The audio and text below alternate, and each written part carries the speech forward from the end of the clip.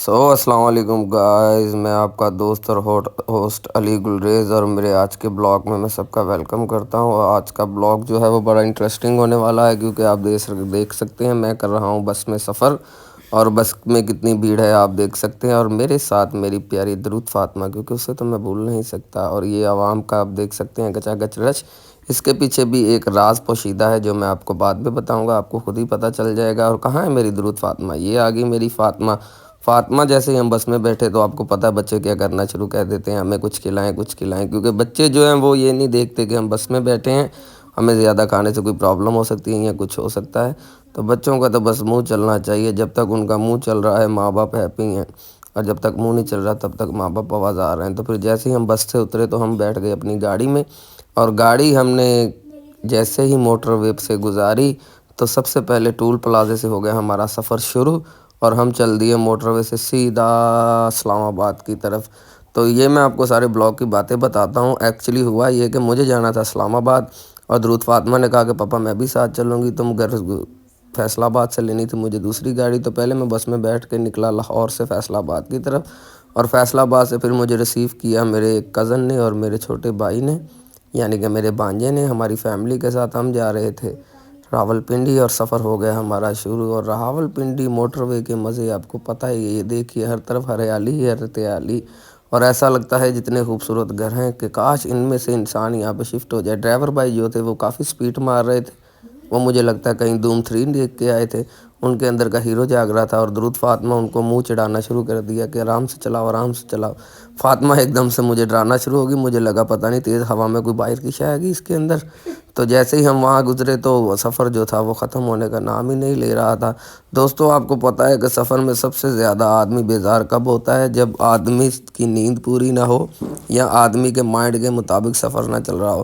تو میں نے ڈرائیور بھیا کو بولا یار ڈرائیور بھائی ذرا کو گانا وانا لگاؤ یار، تھوڑا سا ڈسکو ڈانس ہو جائے، نہیں تو ایسے مزہ نہیں آئے گا۔ انہوں نے کہا گانا نہیں لگانا، میں نے کہا کیوں نہیں لگانا، دیکھو میری شکل کا کیا حال ہو گیا ہے۔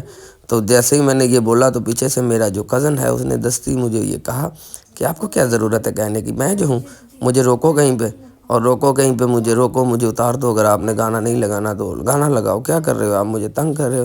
میں نے کہا بھائی اتنے اتاولے کیوں ہو رہے ہو، گانا لگواتا ہوں، ایسے بےتاب مت ہو۔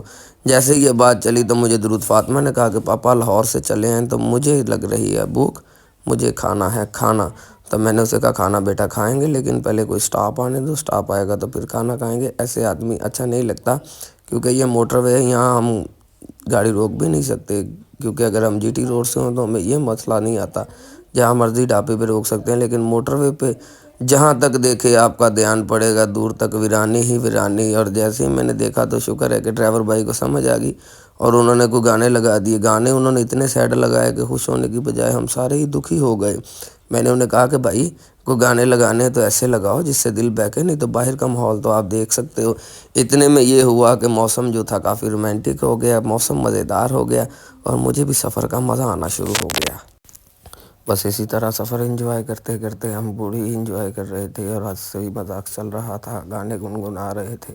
تو میری باسماں کو میں نے بولا کہ وہ دیکھو وہ کلر کار آ گیا، اور کلر کار کے پاس آپ کو پتہ ہے جو سٹاپ آتا ہے موٹر وے پہ کلر کار، وہاں ہمیں دیکھنے کو ملتا ہے قدرت کا نیچر، یعنی کہ قدرت کی کرامات دیکھنے کو ملتے ہیں۔ اور جیسے ہی میں نے اسے پہاڑیاں دکھائیں تو میری فاطمہ ہو گئی خوش، اور اس کی نیند بھی اڑ گئی اور بھوک بھی مر گئی۔ اس نے کہا پاپا واو اب آئے گا مزہ، کیونکہ مجھے دیکھنی ہے پہاڑیاں۔ تو میں نے کہا دیکھو پہاڑیاں بیٹے دور سے ہی کتنی خوبصورت لگ رہی ہیں۔ اس نے کہا پاپا مجھے پاس جانا ہے، میں نے کہا پاس نہیں جانا، پاس جاتے تو مجھے بھی ڈر لگتا ہے۔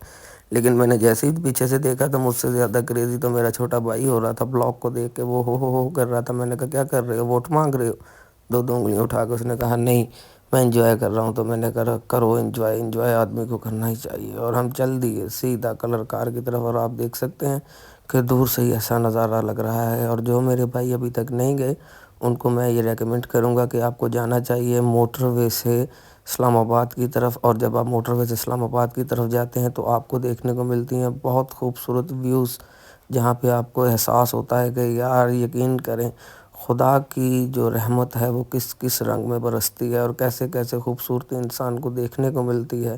ایسے ایسے رنگ دیکھنے کو ملتے ہیں کہ انسان کی زندگی کی سبھی اداسیاں دور ہو جاتی ہیں، اور انسان جتنا مرضی سٹریس میں ہو، جتنا مرضی پریشان ہو، 1 منٹ کے لیے تو آدمی دیکھ کے کہتا ہے کہ سبحان تیری قدرت میرے مالک۔ آپ یہ دیکھ سکتے ہیں کہ کتنی خوبصورت پہاڑیاں تھیں۔ یقین کریں ان پہاڑیوں میں میرا دل کر رہا تھا کہ اتر کے خود اکشے بن جاؤں، اور یہاں پہ وہ ٹائروں والے بوٹ پہن تو مسٹر اینڈ مسز کھلاڑی والا سین کروں، پورا زوم زوم زوم زوم کر کے جاؤں، اور میں اسی طرح کر رہا تھا انجوائے۔ اس کے بعد کیا ہوا ہمارے ساتھ کلر کار کے اندر، یہ مت دیکھنا مت بھولیے گا میرے نیکسٹ بلاگ میں، کیونکہ یہ بلاگ اگر میں نے پورا دکھایا تو یہ کافی لمبا ہو جائے گا اور آپ ہو جاؤ گے بور۔ لیکن اس کے بعد ہمارے ساتھ کچھ ایسا ہوا جسے دیکھنے کے لیے میرے ساتھ ہی رہیے گا، اور میرا نیکسٹ بلاگ مت دیکھنا بھولیے گا۔ ارے رکو، ارے ارے ارے ڈرائیور بھائی